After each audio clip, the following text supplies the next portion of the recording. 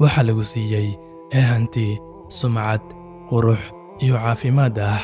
Dhammaantood waa imtixaan. Allah subxaanahu wa tacaala wuxuu eegayaa sida u dhaqmayso, ma aha sharaf iyo calaamad ku muujinayso in Allah subxaanahu wa tacaala uu ku jecel yahay. Ma taqaanaa goorta uu ku jeclaanayo Alle? Keliya wuxuu ku jeclaanayaa marka uu kugu manaysto diin iyo toosnaan.